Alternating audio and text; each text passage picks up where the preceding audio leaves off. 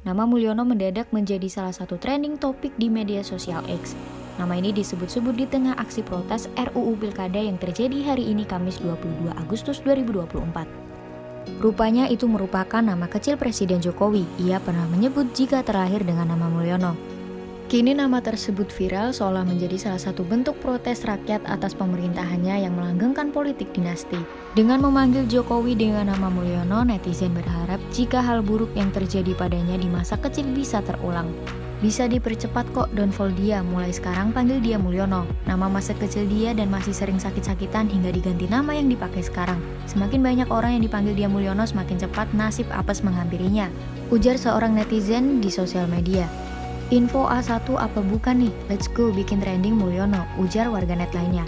Wartawan kalau lagi wawancara please panggil Mulyono, tambah yang lain.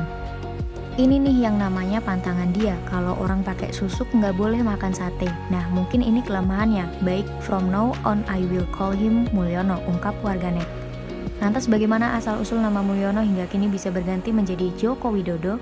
Dalam sebuah wawancara dengan pimpinan redaksi SCTV tahun lalu, Jokowi pun membenarkan dirinya terlahir dengan nama Mulyono. Jokowi kemudian menceritakan sedikit kisah pergantian nama dari Mulyono menjadi Jokowi karena dirinya saat kecil sempat sakit-sakitan. Betul, waktu kecil lahir saya diberi nama Mulyono dan sakit-sakitan. Ini ceritanya almarhum ibu saya karena sakit-sakitan diganti jadi Joko Widodo, ucap Jokowi. Namun demikian Jokowi tidak menjelaskan secara gamblang penyakit apa yang dia derita saat kecil hingga namanya diganti. Jokowi hanya menyebut saat kecil dirinya hidup serba kekurangan.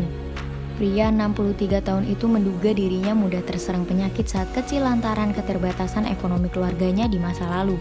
Jokowi mengaku masih mengingat momen dirinya bersama keluarga tinggal di pinggir kali yang membelah kota Solo itu.